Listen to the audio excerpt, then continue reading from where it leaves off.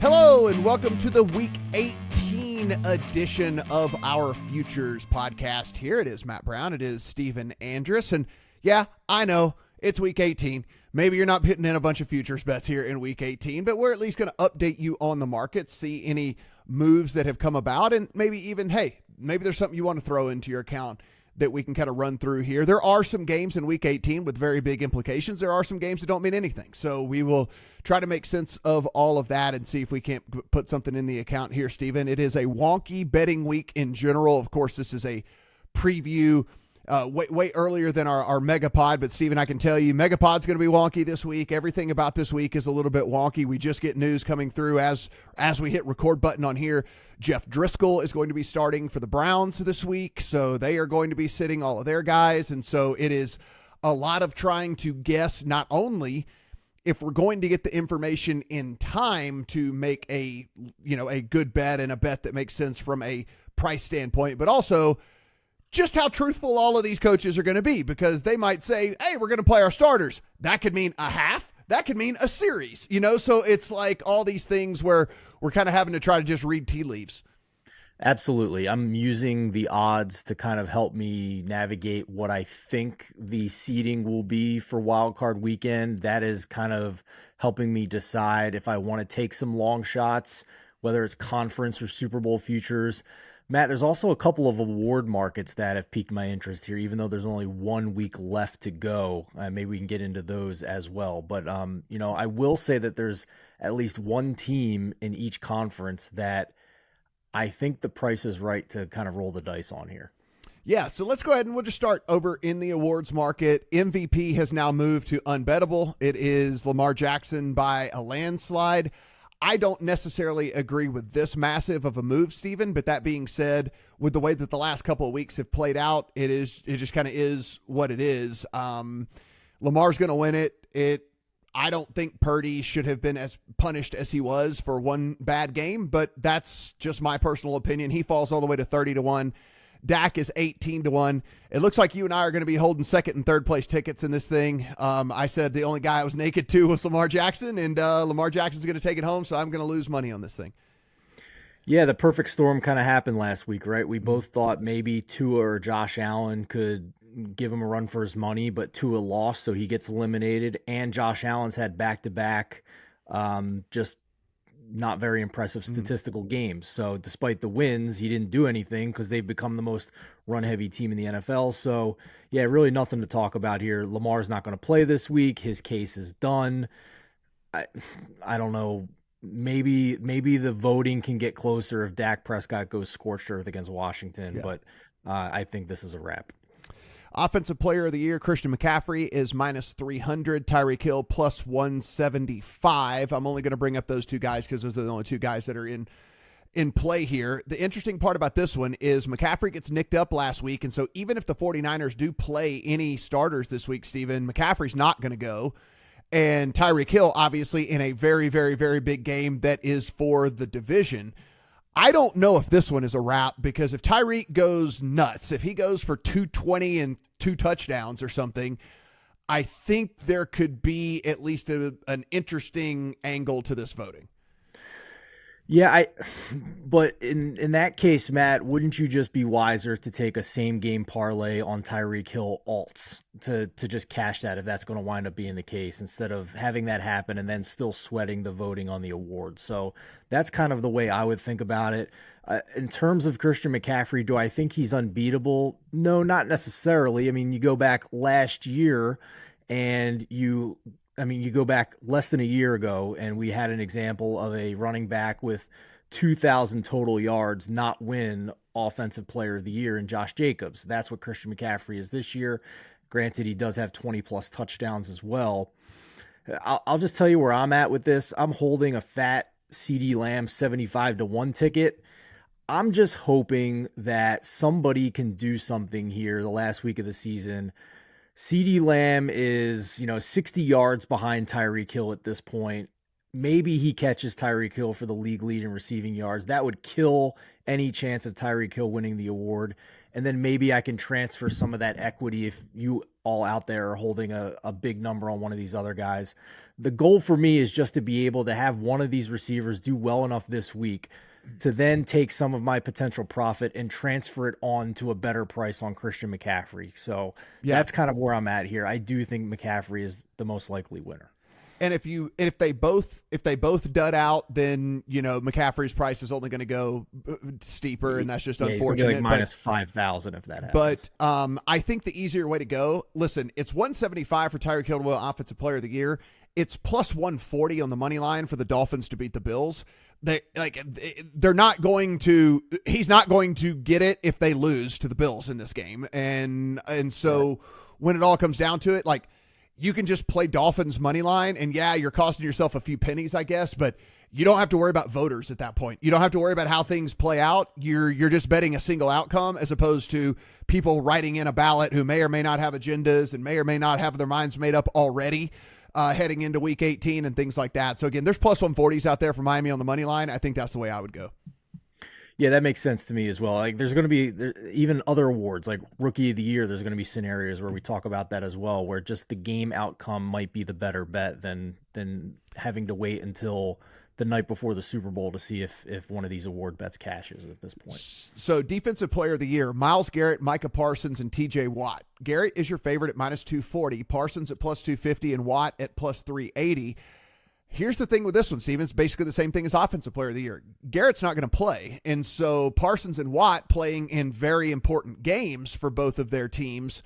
So I don't think this one is quite a wrap yet. And honestly, this is the one that is always that can end up the wonkiest, because do guys take into account how often TJ Watt is double teamed, and do people take into account how versatile Micah Parsons is and how he can drop back and actually go into coverage sometimes and things and stuff like that. So there's this one for me. Myles Garrett minus 240 is completely unbettable for me, knowing he's probably not going to get any action this week, and that Parsons and Watt, you could make cases for them even as it stands right now, and they still have one more game to prove themselves. Yeah, the one thing I think we both definitely agreed on coming into last week was that Micah Parsons was an incredibly vulnerable favorite, and now that's bared out, and the Cowboys defense continues to sputter, and he's not going to win the award this year. At some point, he will win, probably win multiple, but it's not going to be this year. TJ Watt has 3 more sacks than Myles Garrett. He gets to play this week. Garrett doesn't.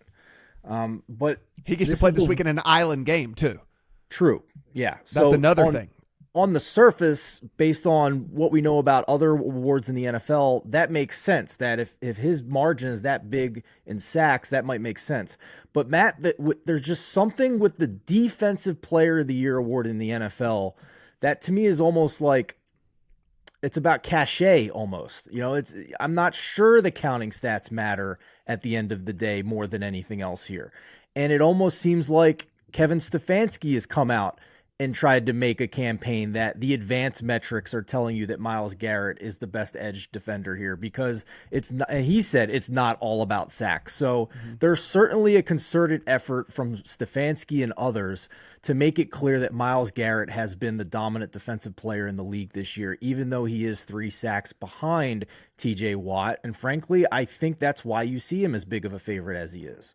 Do we, He's also on the best defense in the league this year, right? That helps too. He is, but do we want to go down narrative street here, which is, let's skip ahead to Coach of the Year, in which Stefanski has now moved out to a minus 1,000 favorite.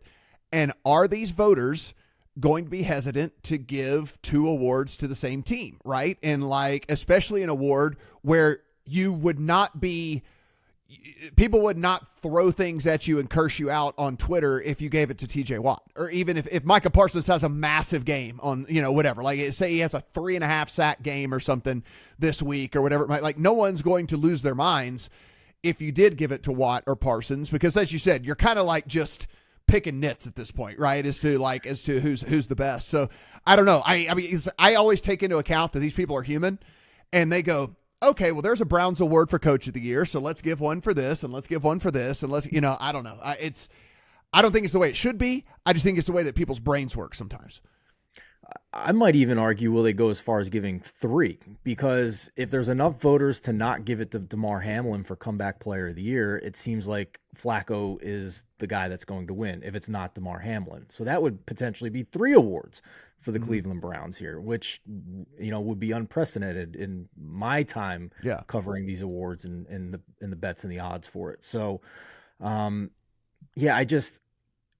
I can't get by the headlines I've seen and the talk and the narrative giving Myles Garrett the credit he's gotten, even though he is behind in sacks. To me, I don't see TJ Watt as like Nick Bosa last year because the Steelers are mediocre, because I think team record and the quality of the defense comes into play here a little bit with this award. So Garrett is the best player on the best defense this season. For whatever reason, it seems like advanced metrics are coming into play when people are in. I'm not talking about bettors. I'm talking about people around the league that cover the league are citing that when it comes to Myles Garrett more so than we see with these other awards. So to me, if I'm going to try to beat Garrett, it's only with TJ Watt because of the counting stats. I don't think Parsons is alive at this point. But I don't feel confident about it.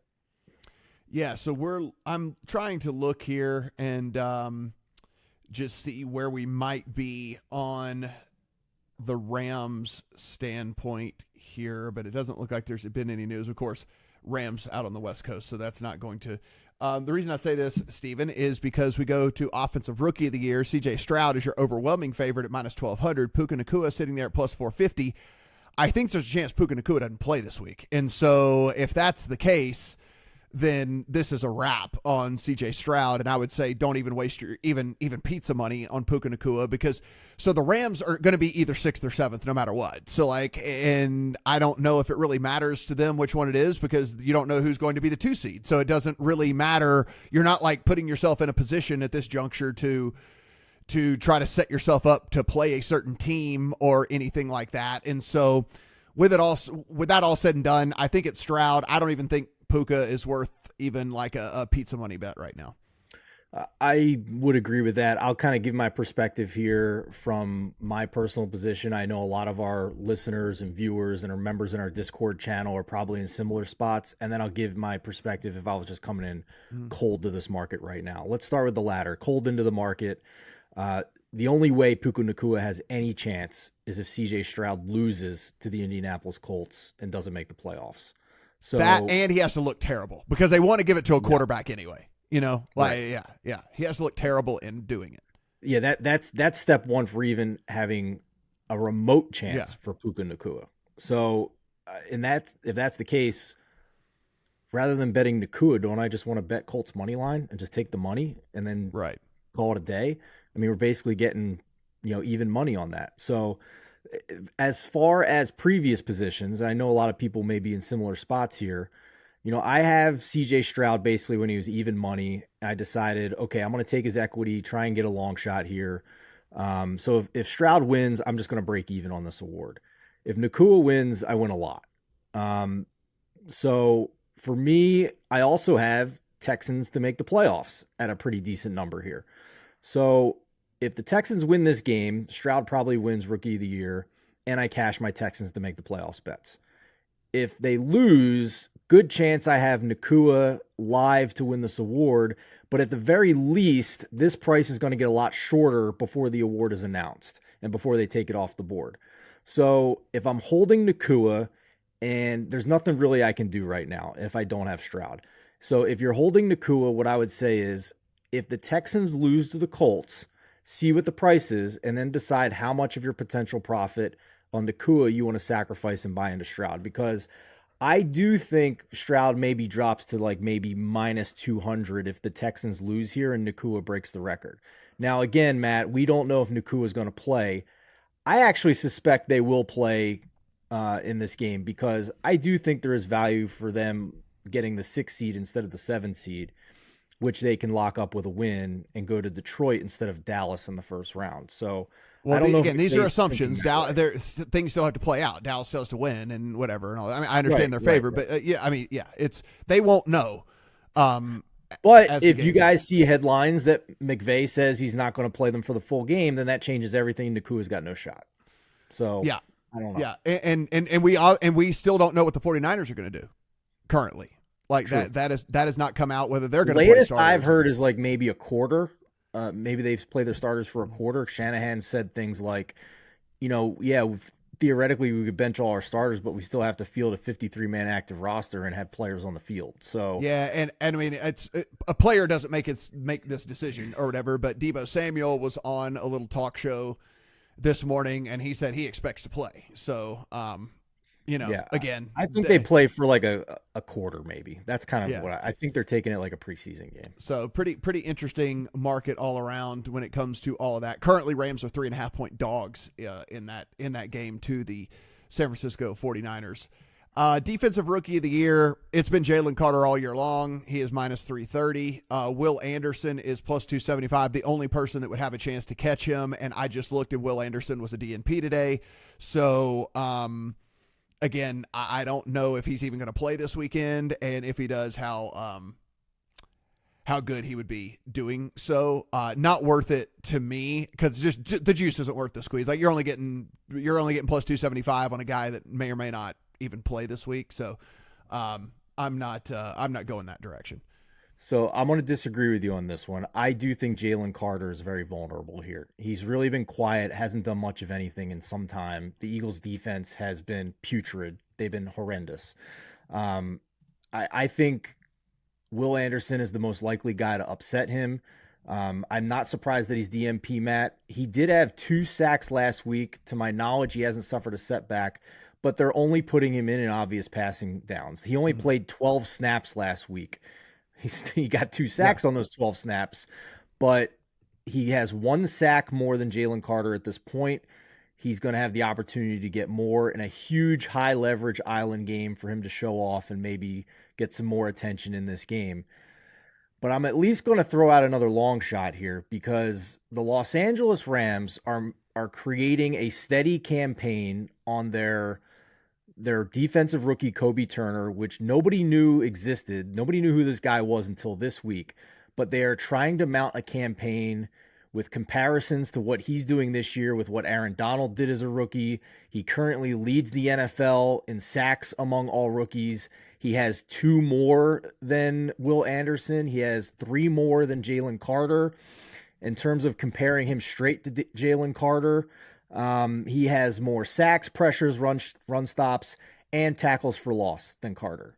So for him to win the award, step 1 is people know he exists. That's step 1. That's why I didn't even, because like my problem is I think it's like too little, too late. I mean, honestly, maybe he wasn't even on odds boards until today, and they put him in at 7-1. Yeah, like I don't. I think it's too little, too late. Plays for a West Coast team. People out on the East Coast don't even know who he is, what he's about, like what's going on there. I don't. Unfortunately, this is a subjective exercise that we're doing, and narrative and press and pub and hype and all of that was all around Carter and Anderson all year long, and I don't think in a week we're going to be able to drum up someone who can actually win this award. So again, I lean that way, Matt. I tend to agree with you. But at 7-1, it was at least, less than a half unit bet for me to potentially win 2 units here on Kobe Turner. And I wouldn't blame anybody for just betting both of them, betting Anderson and Turner, if you believe Jalen Carter is vulnerable, which I do. Yeah, it'll be interesting this week. He gets that Giants offensive line that's a sieve, and so he might be able to put up the type of game that gets him that award. All right, so let's head to just your traditional futures bets here. If we look at the Super Bowl, not much has changed. We're looking at 220 on the Niners, 3-1 on the Ravens, and then you get into kind of the 8-1s and longers of the Bills and Cowboys and Chiefs of the world. Eagles at 11-1, Dolphins 13, Lions at 20. The interesting bet for me is if I had any of the short shots, which would be just taking a flyer on any other AFC team.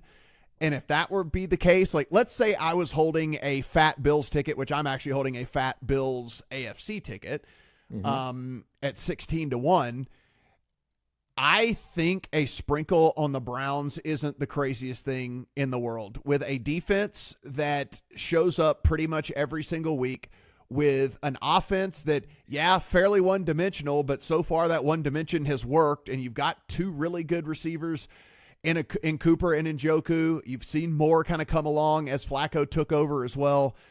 35-1 out there on the Browns, and then again, they just got to make it to the championship game, and then you can hedge off of that, and like you'll make money no matter what.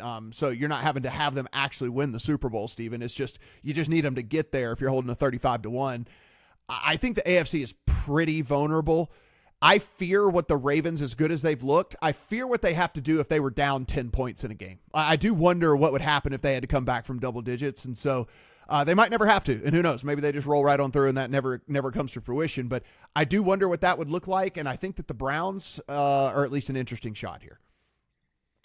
I agree. If I'm picking one long shot in the AFC right now, it is absolutely the Cleveland Browns. Number one, they get a pretty easy wild card game against whoever wins the AFC South compared to what the other first-round games are going to be on Super Wild Card Weekend. So love that thought. Secondly, if the Bills are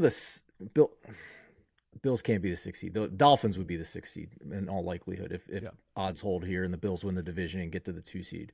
Sidebar, mind-blowing that the Bills have gone from like way out of it all the way back up to the 2 seed if they win against Miami this week. So if Miami's the 6th seed, I mean, decent puncher's chance that maybe they can beat Kansas City, which would allow the Browns then to also avoid the Ravens until the AFC title game. Now, if they're the only wild card team to win wild card weekend, then they get the Ravens in the divisional round. So that's kind of the path here for Cleveland. But I agree with you, man. The fact that they have basically said, to hell with it, we're letting Joe Flacco throw it all over the field to increase our ceiling offensively with the amazing defense that they have. The Ravens still are primarily a running team. Like, we've seen them pass more than they have in past years, but they're still not a primarily pass-oriented offense. So that increases variance in a 1 week situation. And we've seen what happens with Lamar Jackson in close games, not only in past playoff games, but just this year.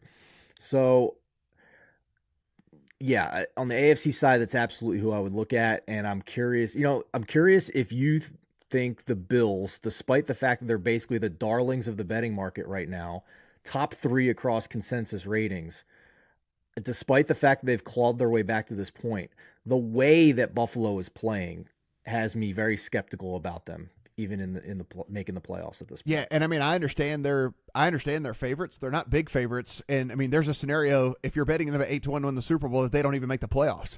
Like you're betting, like you can bet on teams that are already locked into making, at least getting in the tournament. You'd be laying the third shortest odds on a team that could, in theory, not even be in the tournament. And so for me, I think it's just gotten a little too short. Like I said, I liked the 16 just to win the AFC that I was able to get a few weeks ago. But yeah, this at 8-1, I think we've just gotten a little ahead of ourselves. And honestly, I know he says he's fine, he's going to play, but I mean, Josh Allen gets the stinger last week. There's that. Whatever in the hell is happening with Steph Diggs, where he's like seeing fewer targets and fewer snaps and fewer routes run. I don't know. Yeah, for me, something happened at their bye week, Matt. Like he went scorched earth against the Eagles, but still threw a back-breaking interception in the fourth quarter. And then out of the bye week, they're extremely run heavy, and he has not thrown for, other than the Chargers game, which they barely squeaked out that win. He's had several games here where he's had like 5.5 yards per attempt against the Chiefs and the Patriots. So, this is not the world-beating Buffalo Bills that we've seen in recent years, despite the fact that the market is now back to treating them like a top 3 team. If you head to the divisions, guys, of course, we know you don't have to bet the Bills and Dolphins. You just bet that as a heads up or whatever. But we do have a South, both Souths, the AFC and the NFC. Jags minus 220, Colts plus 425, Texans plus 450. And then you have the Bucks at minus 250, Saints at plus 350, and the Falcons way out at plus 650. Steven, thoughts at all on any of those? I'm holding Jags tickets. I know a lot of our viewers probably are too. If they were watching us Yeah, and listening to us, yeah, we're sweating it listen, now. trust me. I know. I don't even think I can watch that game. Like, I have It not deep. invested, dude. I have not invested so heavily in a division in my entire life, thinking that it was going to be a complete and utter cakewalk for this team, and it looked like it was. And to have this come down to week 18 is just wild to me. So yeah, that game won't even be on the TV. Hopefully, just Well, move on. thankfully, I think they're playing the Titans, and at the very least, the market is going to make them more than a field goal favorite, maybe even a touchdown or 6 points at least once Trevor Lawrence gets announced if he's going to play this week. So I'll ask you what I've been thinking about all week too, because I'm holding Jags division futures. Are you going to try and middle this on the other side with taking the Titans to cover the spread? I mean, look, as much money as I have invested, I've been figuring out how I want to go about it. Like I've been trying to figure out how I want to go about all of this. I mean, as you remember, just because the number was too fat, in my opinion, I took a small piece of the Colts too. So it's like I have a small piece of the Colts, which would then at least cover my investment in the Jags. And so I'm trying to figure out, is that good enough for me? Could it possibly be the Texans? Do I try and get greedy and make money off of this bet it's just, yeah. So anyway, it's a tough one for me. I don't know exactly how I'm going to go about I it will just tell yet. What are you, you going to do? I'm going to take a little bit of Titans to cover the spread. I'm just waiting for the number to get bigger. I want to see how high this goes and give myself a pretty good chance of covering the Titans spread and also cashing the Jags division futures here, because the Jags are incredibly beat up. Now, there is a small chance they get Christian Kirk back this week. They opened up his 21-day practice window. That does not mean they have to activate him this week. That could be a preemptive move for whenever he's ready for potentially a wild card game. But this is a below average offense over the past month. This is a poor defense over more than just the past month. And you only have to go back to week 18 last year where the Titans were dead in the water, had a chance to stick it to the Jags, and fought tooth and nail with Josh Dobbs off the street and almost pulled it off. So if you think Mike Vrabel's team is just going to roll out here and go 1-2-3 Cancun, I think you're sadly mistaken. And it just came through here. I was looking. I've continued to check. Like, also another reason to say that is there's still the chance that Levis plays this week, and obviously, like, they're going to run the full offense. I mean, like Levis needs all the reps he can get. They need to figure out if he's going to be the dude. I don't think he's healthy. I don't think he's healthy with that ankle. And so there's still a chance that he could play. So you're not going to get a half effort, certainly, if he's out there. If I have Jags futures, I'd be more concerned about a healthy Tannehill than I would be a volatile and now hurt Levis. Bucks, Saints, Falcons. What do you feel about that? I think it's priced appropriately, so I don't think that there's a bet to be made. I agree. I don't think there's a bet. I think we can have a conversation on the Megapod about the Bucks and the spread. Yeah. But I think they're likely to win. They get a redo here. They play a Bucks or a Panthers team that mailed it in already last week. So I think the Bucks are just most likely to win here. Anything else you want to talk about before we get out of here? I think we've hit on the majority of the stuff that people are going to be looking at this week. I mean, I guess there's always the exact result market, which is fairly interesting for the Super Bowl out there. If you have a super strong conviction on any team or any two teams, the only problem is for me with Steven with all of these is like the likely combos just don't pay enough for me. Like I think that they're fun and they're kind of cool to have, but you know, if I'll put it this way, though, the one that did stand out to me is if you and I are saying, you know what, this Browns team's froggy, and it's not crazy to think that the Browns could do something here. The Niners over the Browns is 50-1 as far as an exact result. You know, if we're talking about just having fun tickets, lottery tickets in our account, something to root for, something to sweat, Niners over Browns 50-1. Caught my eye. I agree with you that the prices we're getting in this market are not fair compared to if you took Niners Super Bowl and Browns AFC and popped it into a parlay calculator and see what you would get. And they won't let you just parlay those two together. You have to go to the exacta. So keep that in mind. These aren't the fairest of prices. I'll go even crazier here, Matt. Every year I like to do a lottery ticket, and I think this year there's at least a little bit more of a chance with a couple of the hot teams getting in. Last year I would have liked the Lions to get in. That was the hot team. They didn't get in. I think this year's equivalent of the Lions and the hottest offense in the last month of the season is the LA Rams. And I combined Rams and Browns on an exacta ticket. You want to go crazy off the wall here. I bet that's sexy. Now, you pop it into a parlay calculator, the fair price should be about 1,200 to 1. The best I could find was 1,000 to 1. But I took it, put a few bucks on it, 1,000 to 1, Rams over Browns in the Super Bowl. All the angles we talked about with the Browns, but also over the past month or so of the season since Kyron Williams came back, no offense in the league is as good as the LA Rams right now. No quarterback has been better than Matthew Stafford. So I think they're very live in the NFC. And I can tell you, I mean, even if you wanted to just play the chalk in the AFC, Rams to beat the Ravens 120 to 1. So like even if you just wanted to play the straight chalk over on the AFC side of things, Stephen, before we get out of here, just something that we never would have thought that as we we would have chuckled if this were the case. Eagles to beat the Chiefs and Chiefs to beat the Eagles 60 and 65 to 1. I mean, at the beginning of the year, if we'd have thought that the Eagles and Chiefs was so unlikely to happen in the Super Bowl that we'd be getting 60 and 65 to 1, man, I would have been. I'd have been wrong. That. Yeah, I'd have been wrong. 25 to 1 preseason on that. I remember looking at it and thinking about it, and it was like 25 to 1 to start the year, which is nuts, man. I still don't think the Chiefs are dead with their defense. The Eagles, I think, are dead. The Eagles are, to me, I view the Eagles at this point, which is mind-boggling to me as well. I view the Eagles at this point the same way I viewed the Vikings going into the playoffs last year. I think they're dead. Yeah, I think as low of the Chiefs' offense as you think of the Eagles' defense, and so I think the Chiefs have I think they have no shot to make it through either. So, just fun stuff out there, guys. Of course, there are also written articles in which we go in depth on all of these things. Go over to thelines.com. Be sure and check out all of that. You can check out our odds page. Make sure you're getting the very best of the number for everything. And you can even type in a team into the prop finder if you haven't done that, by the way, and it'll show you all the different odds that are available on that specific team. So although we talk a lot about that prop finder being just for your traditional props, you can also just type in a team as well, and that will come up.